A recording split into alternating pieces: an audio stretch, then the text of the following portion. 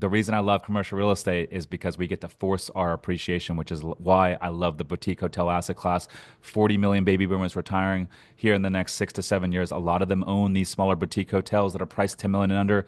They haven't been renovated in decades. They are not using any technology to operate these assets. And so there's a big gap in terms of where we can buy these assets and where they can be worth after we stabilize them, do our value add strategy, and operate them the way they should be operated. Social media gangster, boutique hotels gangster, former air traffic controller, you know him, Rich Summers, crushing it on Instagram, raising capital, doing deals.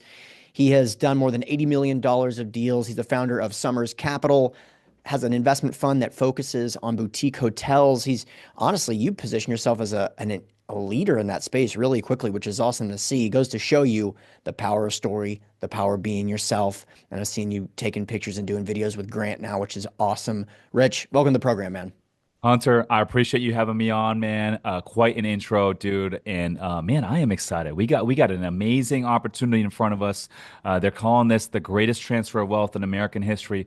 40 million baby boomers retiring in the next 6 years. And by the way, we have a real estate investor who just took over office, and love him or hate him. The Republicans took over the House, the Republicans took over the Senate, and we are going to have a lot of policies go into place over these next couple of years that are going to benefit real estate investors, that are going to benefit entrepreneurs. 4.8 billion people use social media today. The internet has leveled the playing field. And so if you're out there listening to this right now and you feel stuck, you're looking for that next thing, you feel like you're not growing, I'm telling you right now, this is the best time to be alive. And if this doesn't excite you, this game might not be for you, my man. So true. And we'll talk more about why that opportunity is so pronounced. I got a couple of questions that are going to be like off the beaten path because I think I've gotten to see the moves that you've made and I've seen the rocket ship that you're creating. And I know a little bit about what that does. You can feel the momentum. People want your time. People can offer you opportunities you would have had to say yes to 3 years ago, but now you have to say no to because the opportunity you're Mm, creating is bigger than maybe you would have ever imagined. I'm mm. stoked to talk about all that. But for the people that are not familiar with you, let's go back a couple of years. When did you start to feel, hey, listen, the traditional path is not for me? And then, what was your path since then?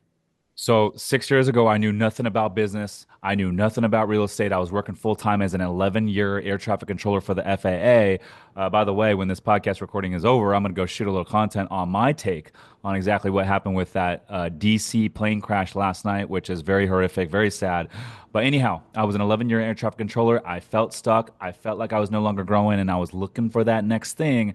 And I overheard a coworker in my break room talking about how he just closed on a fourplex in Cleveland, and I thought it was the coolest thing ever. And I was like, dude, how did you do that? And he said, go read this blue book by Brandon Turner on real estate investing. And he said, go listen to this podcast. And it was the Bigger Pockets podcast.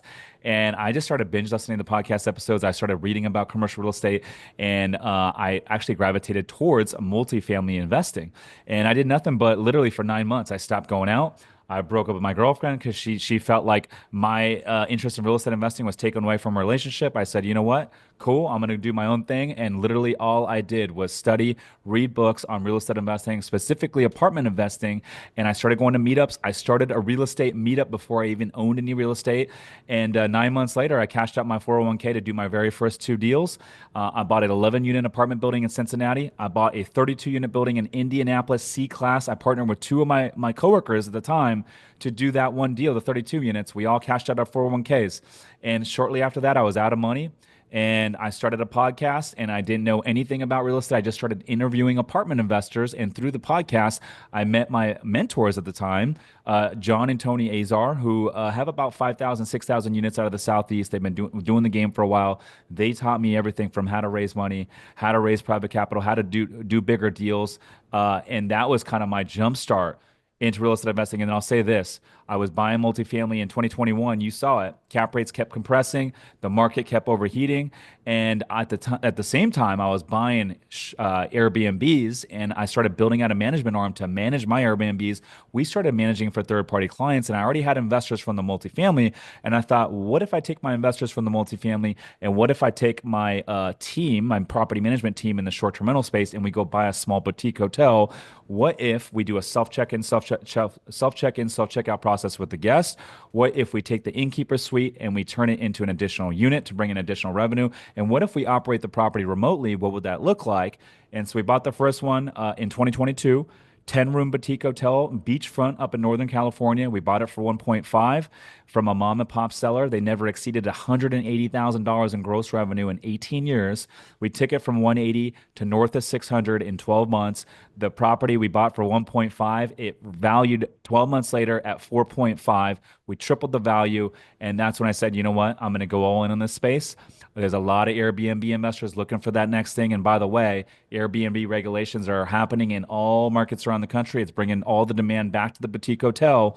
And so I started a hotel fund, and here we are. It's 2025. I went from full-time air traffic controller with nothing but a 401k to an eight-figure net worth and controlling $80 million of real estate. We have a fund in the boutique hotel space. And the best part is, Hunter, we're just getting warmed up. But my message to your audience is it's never too late to reinvent yourself. Damn. I love it, man. I really love it. And I'll tell you, timing matters, right? And so that's something that maybe people don't want to admit when they're talking to people that are getting started. And I'll break down what that means. I'm not a BSer, right? I try to be as honest as I can be to you, to my audience, to everything. Sometimes I'm wrong, and because I've been recorded for years, people can prove it. But something I know for sure is that timing absolutely matters. In the market, timing matters. So when you have one of these opportunities, when it's freaking difficult and you can make it during a time like this, it matters infinitely. And I'm not just talking about, oh, you get the benefit of appreciation. That's like level one of understanding when I say timing matters. But when you have to create skill sets, relationships, you can network with people that make it through the tough times, when you have to figure out what it means to do something hard in this industry. When he says now is one of those moments, that's what he's referring to. Sure, appreciation will help your career, but it will also hurt your career, whatever. The point is, if you can make it through 2025, if you can be buying now and building those relationships and growing your net worth, but maybe more importantly, your network, my friends, it's absolutely on. Let me go back a little bit. Mhm. So I know you help people do a lot of stuff on social media. People can Mhm. model you as well, and we'll link to your Instagram page in particular. But I want to ask an honest question. So don't BS me. Not that you're a BSer, but just be honest with me. Of course. Why do you think that you were not so limited for whatever reason that you didn't feel like you couldn't start a real estate event or a meetup before you had bought an asset? Why do you feel like you were able to go and do that? Yeah, I one of the best things I did early on in 2019 is I read Joe Fairless's book on apartment syndication, and one of the things he said was you need to create a thought leadership platform. So even though you're not the expert, go start a podcast and start interviewing the experts. You've had your podcast for quite some time, and I started one in 2019, and then he also said, "Hey, go start a meetup." And literally, by doing both of those things, I got to network and connect with like-minded individuals because this game, Hunter, you know better than anyone else, is about being in the right rooms. Get in the rooms with people who are closest to your dreams, closest to your goals. And sometimes that might mean stop listening to family members, parents, friends, people that have never owned an apartment building before, they've never invested into a boutique hotel before. You need to stop taking advice from them and you need to get in the right rooms, people that are closest to your goals. And that's what you do and create with with the podcast, with the freaking meetup. It's one of the biggest hacks having a podcast because yes, you get to put out content, you get to inspire a lot of people, you get to help a lot of folks, and it creates trust. Yes, that's great. But I think the biggest hack of having a podcast is you get to sit down with people that are a lot smarter than you, and you get to legitimately ask them questions that you genuinely have on how this game works. And every single one of my podcast guests, I've interviewed over 400 people now, and I'm sure you know this just as well as I do, Hunter. You always pick up one or two nuggets from every single guest that you can implement into your own business. And that is the growth hack. Totally. I mean, even the white noise before the recording starts, someone may drop a bomb. You may drop a bomb that will make them 10 grand, 100 grand, and now they owe you 100 grand basically. It's really Hmm. good. But I got to ask again, because this is was it a limiting belief that you had, or was it something you didn't struggle with? Because for some people, if Joe Fairless says go start a meetup, they're like, dude, I can't start a meetup. Someone's going to ask me like what a cap rate is, and I don't know what a cap rate is. That's why I'm starting the meetup. I want to figure it out. Mhm. Like, did you have any of that? And also, like, I guess the sub question is, have you also dealt with any of your clients that are like, I can't do this? That's a 3 year thing for me is to start a meetup. And you're like, I did it in 20 days. What's the deal? Where did you fall? Were you totally unencumbered by that weight? Or were you like skeptical that you could do it, but just felt like, hey, listen, Joe's the man. I got to listen to what he says. What do you think? Dude, I felt really uncomfortable. None of this stuff came naturally to me. Like the podcast, the meetup, it all felt uncomfortable. And so when people say, "Oh, it must be nice," like you're a natural on the microphone, you're natural on the camera. I'm like, no, no, no, no. I used to be a shy kid growing up. And the first podcast episode I did virtually, I was nervous. The first time I had a bigger name guest on, I was nervous. And then through the reps and through the at bats of the meetups and the podcast episodes, it becomes easier, it becomes more natural, and it becomes more like riding a bike. You don't have to think about it. And then I remember the first time doing an in-person podcast, like I was so nervous that my hands started sweating. We had to stop the freaking recording in the middle of the podcast because my hands were sweating all over the table. And then through the reps and through the at bats, now I'm like, oh, this is no big deal. And I can have a bigger name guest on in person with lights and cameras and an audience. And it's like no big deal. But it's because I forced myself to do it. It's because I put myself in situations where the hard way is the only way. It's because I put myself in situations where the hard work has to get done. And through the reps and through the at bats, it became easier and easier and easier. And so, no, you don't have to be born with these skills, but you can improve those skills by actually putting yourself in a situation where you have to do it over and over and over. It's like anything in life. You got to put in the work, you got to put in the reps. Cool. Love it. Okay. So you're going into 2025. What's your vision in terms of your niche, right? Tell us about your buy box, Oh. what deal flow looks like, what the capital raising situation is, how are investors, are they into it? Are they, they're running from multifamily maybe in a lot of cases? Are they running to boutique hotels? What are you feeling in terms of the capital flows and deal flow? I am so excited for this year, man. 2025, we are going to play offense this year. We are going to acquire hopefully two boutique hotels to add to our fund. We currently have four hotels in the fund right now. This will make it six. In terms of capital right now is more challenging to raise than it was in 21, 22. But here's the difference. As it's becoming more challenging and people have a little bit less liquidity, I've been building my personal brand.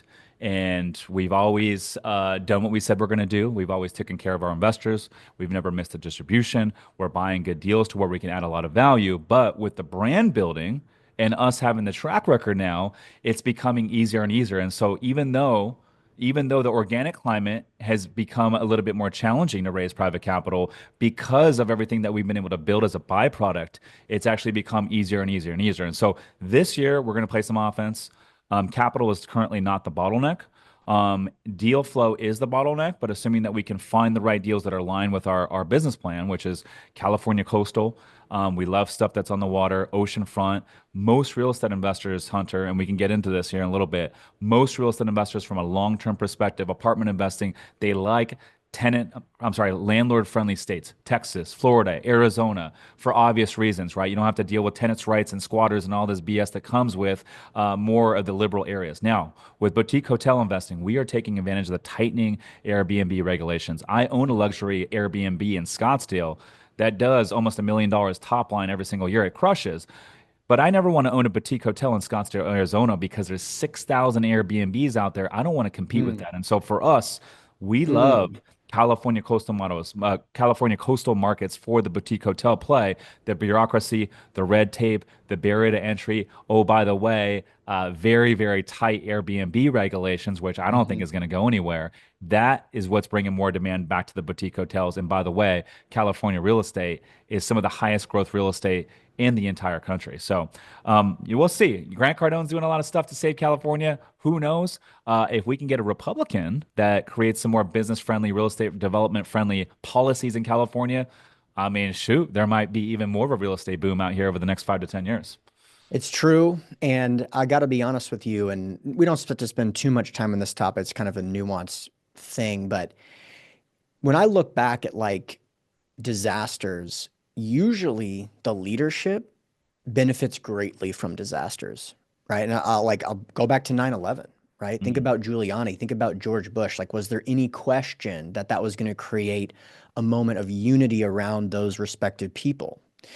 However, what I saw with fires in California is the opposite of that. It's more like the last straw kind of vibe where people are like, this is the culmination of all of that. Fairly or unfairly, I'm just saying what I'm observing. You don't see Newsom having that moment where he's in front of the rubble and everyone's just praising him for how proud he is, like they were doing with some of those other people. And so I got to imagine there's going to be some massive change. Is that going to be a lot of the people that maybe would elect more Republican leaning people leaving the state? Probably, but maybe it will be like a wake up call that they've got to change. They got to make massive changes. We're seeing it. We saw it in the last election. This isn't news, but either way, it's kind of like you're in a way benefiting from the regulatory environment. But I'm sure you agree if that changes, you're going to benefit even more. If people with money don't want to leave California, that's going to be fine for you as well. What do you think about that? No, absolutely. If California all of a sudden has policies that are, make it easier to do business here, and we attract more business migration, more population migration, more high net worth individuals coming here, it's only going to create more demand for the real estate. And you know this better than me. You live in California. There's only so much supply here, and Yeah. so as more people move here, it's just going to continue to drive pricing up. And organic appreciation is great, but the reason I love commercial real estate is because we get to force our appreciation, which is why I love the boutique hotel asset class. 40 million baby boomers retiring here in the next 6 to 7 years. A lot of them own these smaller boutique hotels that are priced 10 million and under. They haven't been renovated in decades. They are not using any technology to operate these assets. And so there's a big gap in terms of where we can buy these assets and where they can be worth after we stabilize them, do our value add strategy, and operate them the way they should be operated.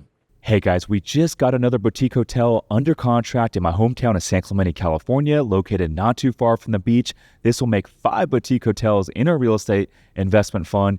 So if you are looking for passive income and tax benefits, visit summerscapital.com/invest to book a free call with my team. Again, that's summerscapital.com/invest to book a free call with my team. Now back to the show. Question, what does the financing look like? Because when you find some unique product types, which I'm not sure how unique it is, but you get. I mean, the nature Yeah. of boutique hotels is that you're not borrowing $50 million to buy them, right? At least, in the models that I've seen. So when you get into unique product types where there's massive market disruption, where you can buy at a significant discount to someone that only owns one, for example, usually the other side of that coin is that there's not as many buyers and sellers, and there's not as many lenders. How do you navigate that market? And is that true, what I'm saying? It 100% is true. So if you look at the extreme example, I would say multifamily is probably the most friendly asset class to get really good debt on. I mean, we talk about non-recourse agency debt. That's multifamily all day. From a risk-adjusted return basis, it's probably the least risk asset class out there. It's evergreen. There's never going to be a replacement for two things: a place for people to sleep and a place for people to store their belongings. That's never going to go anywhere. And so hospitality is higher risk, but with the higher risk, you get a little bit higher cap rates, a little bit more cash flow, and you might get a little bit less leverage in terms of like perm debt and options in terms of lending. And so typical lending, going in, seller financing, we always look for. A lot of these mom and pop owners that we're targeting these hotels from, they're not going to be rolling their proceeds into a 1031 or another real estate opportunity. They're actually going to be retiring, and so they prefer the cash flow in retirement. So that makes for a good candidate for seller financing opportunity, and it lowers their tax burden.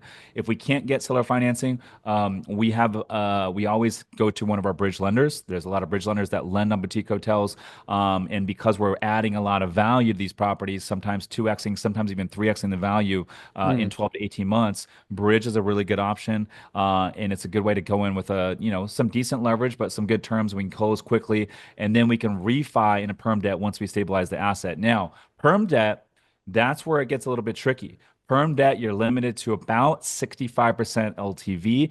Even if the DSCR coverage is relatively strong, you're looking at about 65% on average. Some markets might be 70, some markets might be 60, with the exception being an SBA loan. Because a hotel is considered a small business, you can get an SBA loan.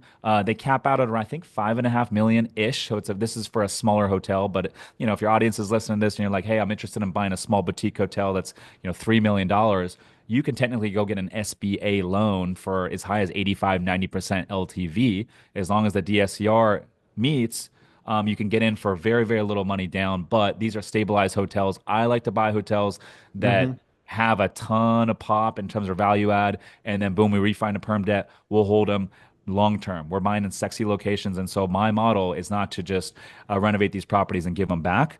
I don't want to buy these assets in great locations, do all the work, take all the risks, and then give them back. I want to refi them, put them into perm debt. I want to hold them long term. We're buying in A plus locations. I want to let inflation do its thing. I want to let appreciation do its thing. Reap the tax benefits, cash flows assets, and maybe do another refi in 2 or 3 more years when the rates go back down. And now, hey, we have most of our money out of these deals, infinite return on investment, and then oh by the way, down the road, 8, 9, 10 years down the road, we'll look for an opportune time in the cycle to have a nice exit. Cool. What can go wrong in this niche The other than the big normal things that people deal with in real estate? Anything that like the first time boutique hotel investor, LP or GP should know, like looking at from a checklist perspective or from a relationship standpoint? Love to learn more. Two things. The biggest risk to boutique hotel investing is when you're doing the renovation plan because you're typically shutting down the entire hotel Hmm. for 3 months, 4 months, sometimes even 6 or 7 months to do the entire reno. And so there's zero income coming in, but you still have all these fixed costs going out, right? You got your debt service, you got your property tax, insurance. And then if you don't have the correct number of what you need to get through the renovation, there's change orders. Also, these things can go over timeline. And so if you don't have the proper contingency capital, you can run out of money very quickly. And so that is the biggest risk going in. That's why it's very important to understand your underwriting. It's very important to have the right contractor, the right design team, people that you can trust to get the job done, and also have the right and correct project manager in place. The second biggest mistake that I see people making out there in the hotel space, Hunter, is this: they're looking at deals that no one wants to buy. There's a lot of deals out there that are sitting on LoopNet, on Crexy. A lot of people have picked through all these deals. They've been looked at by, thousands of hotel investors. There's a reason why that deal's been sitting on the market for 180 days. There's a reason why that deal's been sitting on the market for 365 days. No one wants to buy it. And so I like to go and buy hotels in areas to where there's tight Airbnb regulations. But in addition to that, there's a very low supply of boutique hotels and a lot of visitors, meaning as soon as a deal comes available, there's going to be multiple offers, and there's not a high supply of boutique hotels that just sit on the market. I'll give you a couple of examples of a couple of markets out there where you see it. Palm Springs is one market. Big Bear, California is another market where there's always just hotels sitting out there. What else do we got out there? There's a bunch, but that's a good example. I never want to own a boutique hotel in Big Bear. People go there, they want to stay in cabins. There's all these Airbnbs.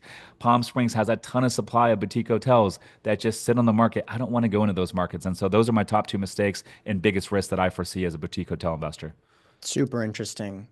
Very cool. Let's switch back. You mentioned that the organic brand has grown dramatically, and that's what you've really been focusing on as a good way to build reputation, get your network up, but also raise money. What is some of the ways that you monetize that brand? Yeah. So the brand is everything, and it really is everything. I think if you're a real estate investor right now and you're not building your personal brand, you are making a big mistake. You're leaving a lot of money on the table, and it's going to be hard to compete with those that are utilizing this technology. I mean, you got social media, you also got AI, and so for the folks that are not using technology right now, you're going to get run over. And so I'll give you an example. Before building my personal brand, I used to have 15 meetings with one investor to raise $50,000. Now, people are listening to my podcasts, they're watching the content, they're consuming, and so that trust level is already there. And so now we have investors investing much larger chunks with a 5 minute phone call. And that's really, really changed the game. In addition to that, we can attract better deal flow. We can Mm. attract better lending options. You're talking about getting bridge lending. I mean, and a lot of those bridge lenders are private lenders that are relationship based, right? And so now they see all the content out there. They see all the podcast episodes, all the content. You're relevant in the game, and it already establishes that trust for them to do the deal and provide better lending terms so you can get better leverage, all that good stuff. Partnership opportunities. A lot of people bring me hotel deals that they want to partner. Hmm. because we have the ability to raise capital. We have the ability to sign and guarantee loans. We have the ability to bring the track record and resume to even get the deal done or be awarded the deal in the first place. And so all of a sudden, you get better deal flow. You get the ability to attract and retain better quality team members.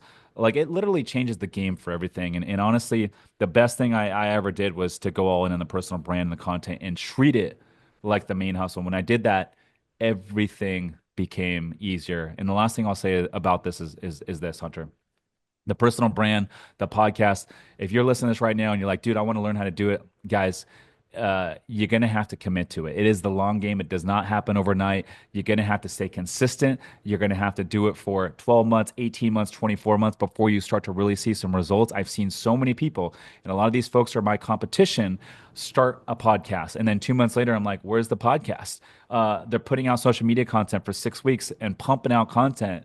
And then I'm like, oh, they haven't put out content in 6 months. I'm like, they all fall off. It's like the freaking gym.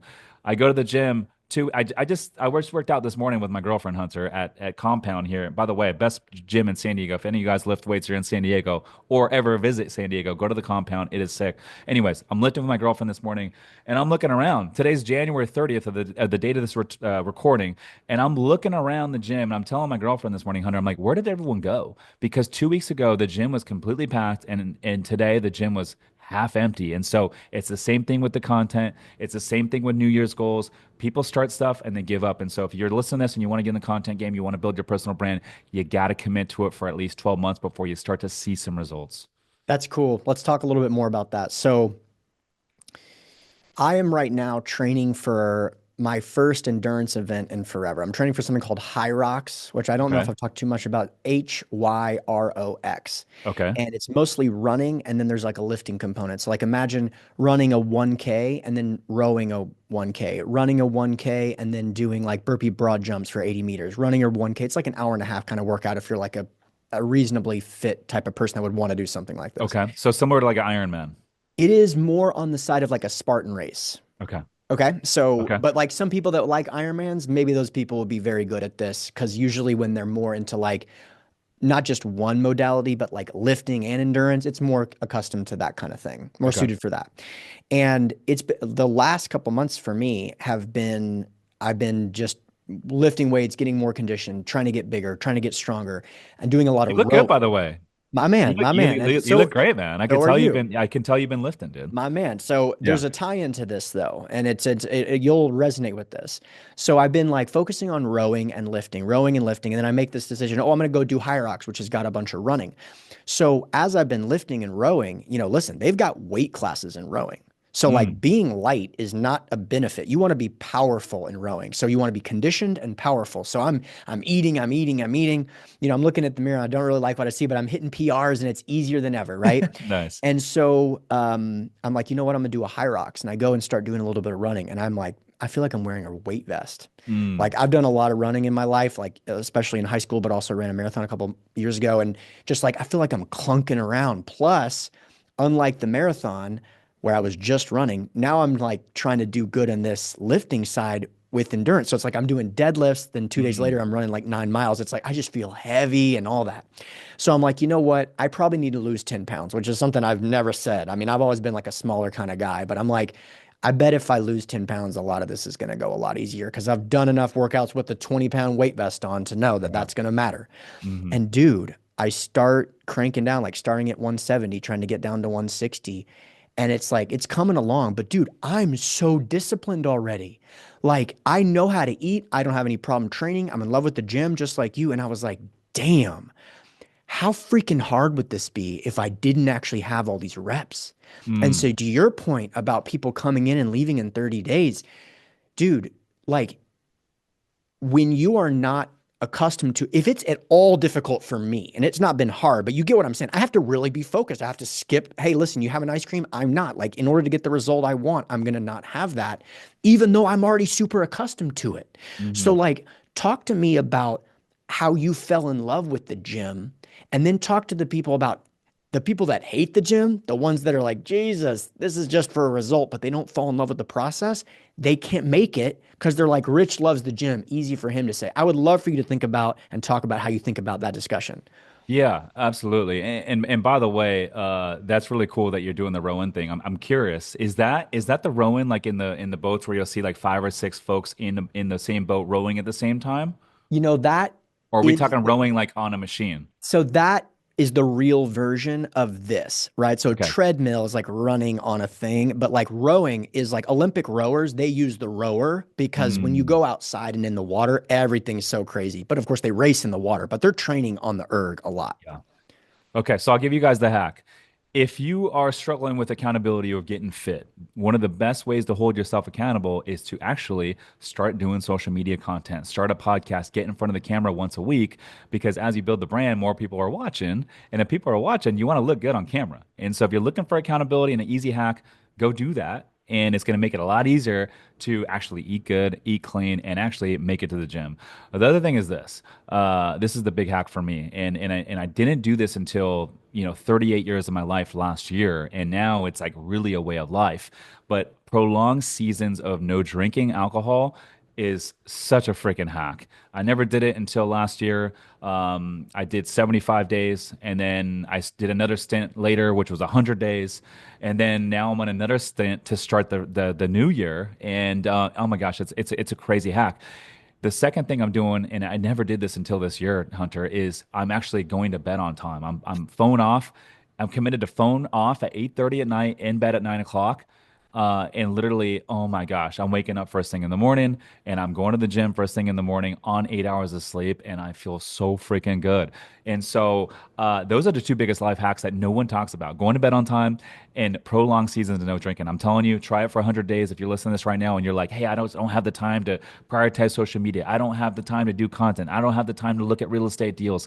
Okay, well, ask yourself, how many times are you going out having happy hour and drinks and wine with your friends, with your girlfriend, with your spouse? Try eliminating it for 100 days. You don't have to do it forever.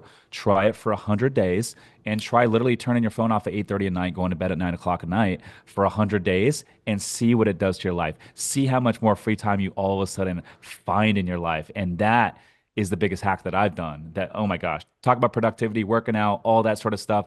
You're going to be more fit because you're going to be hitting the gym more. You're not going to be hungover. Like, that is probably the number one and number two thing that I did that has just Hmm. really stepped my gym game up. But also as a byproduct, everything else, my relationships, my business, everything, me as a leader, and we're just getting warmed up, man. Now, this is the most focused I've ever been, ever. Yeah, dude, I love hearing that. And it's funny because some people will relate. Like, there's maybe some people here that don't really drink. So they're like, maybe they drink every now and then. It's not really a big part of their life. And so stopping for 100 days, that lift isn't there. But it sounds like you used to drink and used to party. And so, and I did too, by the way. And so for me, there was a time where for me to not drink for multiple months, um, I thought I was going to lose all my social life because that's where Mhm. like my memory is that's where the funnest moments, that's where I laughed the hardest, that's where I was the loudest. And, Yeah. those are replaced by the kind of results that you can only get through hard work. Not to say I didn't have fun, but when you replace quick wins with the story he just told, where he Mm. went from air traffic controller selling his 401k to 8 figures, it's like, if you're listening on the podcast, we're smiling. You know what I mean? And that Yeah. smile hits different than the one at 3 a.m. Mm. And it's just never going to be a time where you regret, I should have never taken Rich up on that and done those 100 days sober. You're Mm. never going to regret that, man. So listen, Totally. this has been super helpful, Rich. It's been such a pleasure. For those that are listening on just the audio, where can people go follow, learn about you, follow you on IG, etc.? Yeah, so everything's on Instagram at Rich_Summers. That's Somers. And if you guys resonate with this and you want to learn more, you can check out my podcast. Hunter's been a guest on recently. I do 3 episodes a week, The Rich Summers Report. We talk real estate investing, business. I bring on athletes, all sorts of different stuff, all growth mindset. But check it out. I did a episode with Hunter a couple months back. That was an amazing episode. But The Rich Summers Report. And if you're interested in investing in the boutique hotels, summerscapital.com/invest. My man, Rich, we'll link to that in the show notes page. Thanks a My bunch. man, Hunter, I appreciate you, dude. Keep crushing, keep inspiring. Super mutual, man.